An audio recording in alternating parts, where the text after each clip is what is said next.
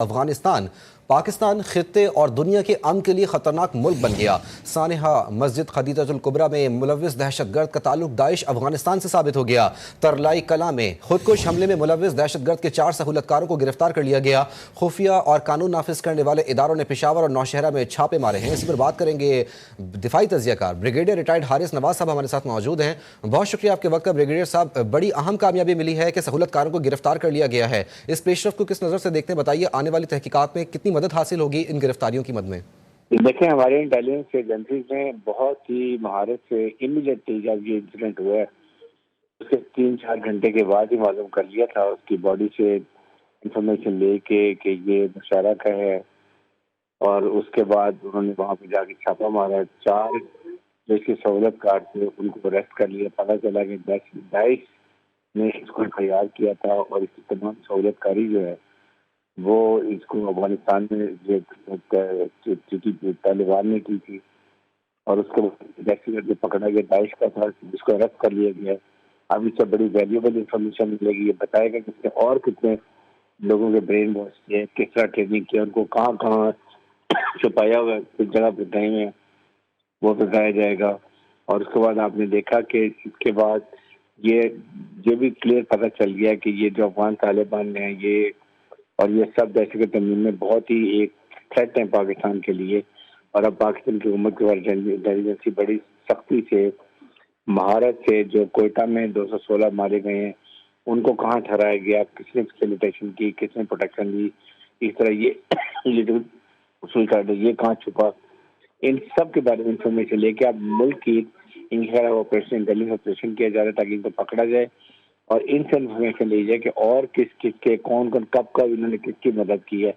یہ بہت valuable information ہوگی، اور انشاءاللہ آپ دیکھیں گے اس سے آئندہ کے لیے ان کے آپریشن بہت کم ہو رہے ہیں، کیونکہ ان کے سہولت کا جو آئیز اینڈ ایئرز ہوتے ہیں ان کو پکڑ لیا جائے گا۔ بریگیڈیئر صاحب، مسلسل جو ہے وہ آپریشن سیکیورٹی فورسز کر رہی ہیں اور کامیابیاں سمیٹ رہی ہیں۔